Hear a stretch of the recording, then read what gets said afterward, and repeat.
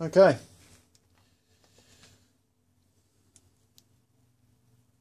.16 through to 3.20.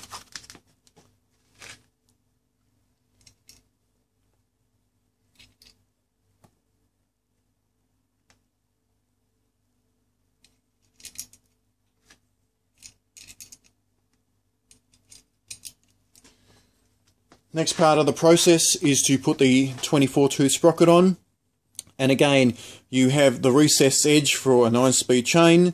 It's going to be facing the 30 tooth sprocket, so trying to push the chain as far away from the 40 tooth or the 36 tooth sprocket as you can. So the recessed edge will face down, the flat edge will face up at you.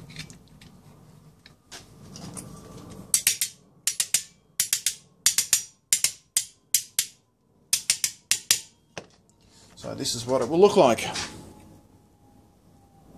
You'll have your 40 tooth or your standard 36 tooth sprocket there.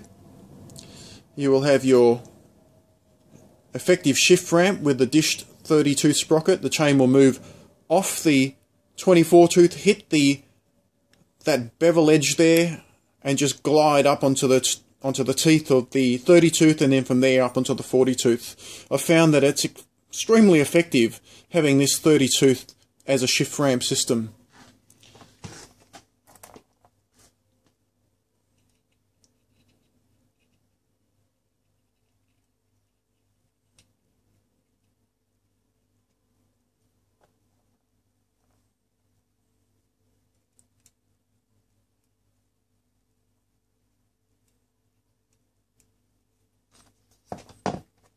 I'm now placing 5mm nylock nuts in place.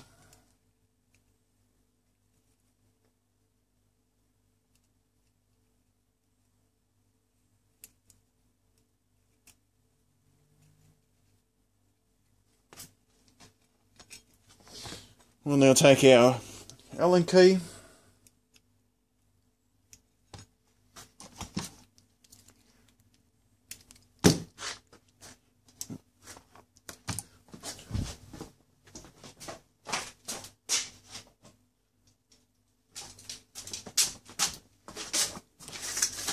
Our hand assemble things.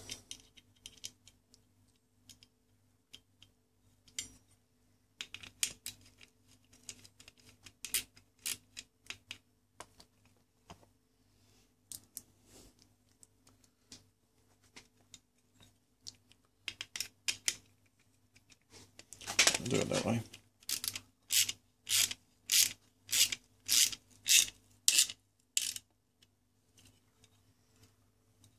When you're doing the assembly, you do things in a star pattern, the same as when you torque up a cylinder head in an automotive application.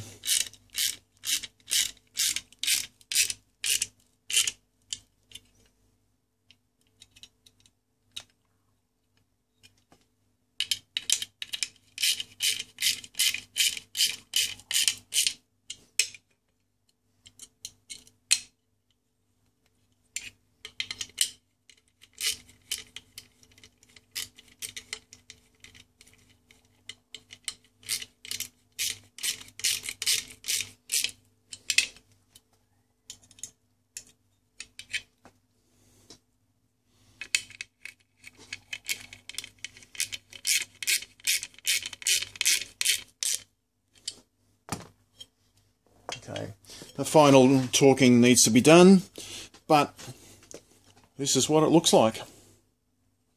Optional 48 tooth, optional 40 tooth, optional 30 tooth dish sprocket, optional 24 tooth sprocket, and there's your sprocket stack.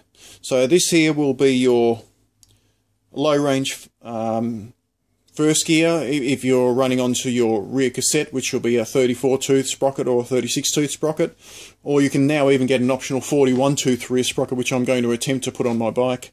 So this will be low range, then you jump up to here and you're in high range, so a dual range system. Whereas the standard system just uses a 36 tooth sprocket that runs to the rear cassette. So in this case, the reason why the gap is spaced exactly as it is so that a flat face front derailleur can run almost up against the inside face. We get that to run up almost against the inside face of the optional 48 tooth or your 44 tooth sprocket. So now I'll do the final torque.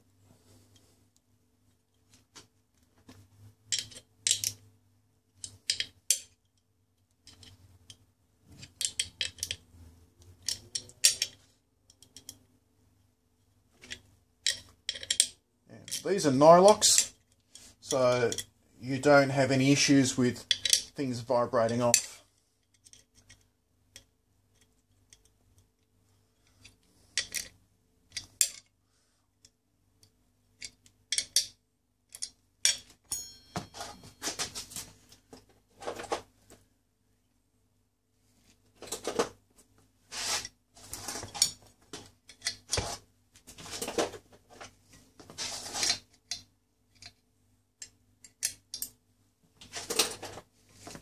Get the right one eventually.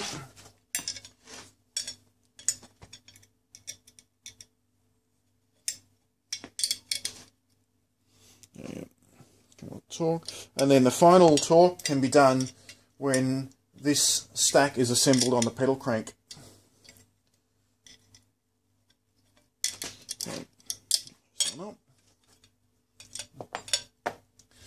So as in a previous video where I've showed you how to get this particular bearing system onto the pedal crank, it's just a case of taking this whole stack, and I'm going to spin this around now.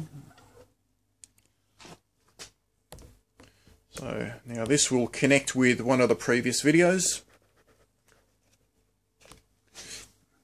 You will now take your sprocket stack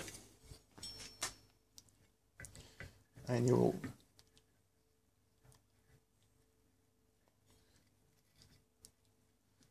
spin this on to the pedal crank.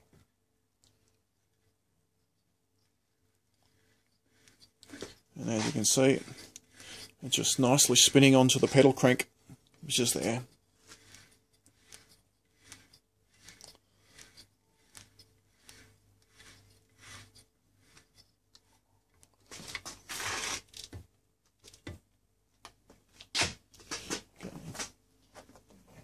And as I've shown, the final torque of the nylock nuts can be done and the same using a star pattern.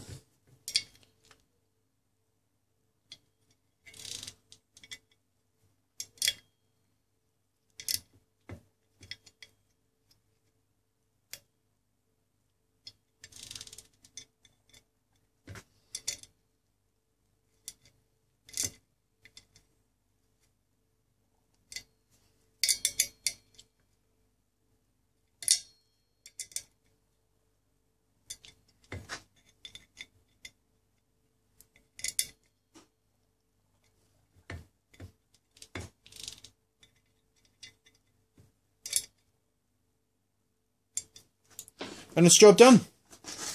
Hope that's been of help.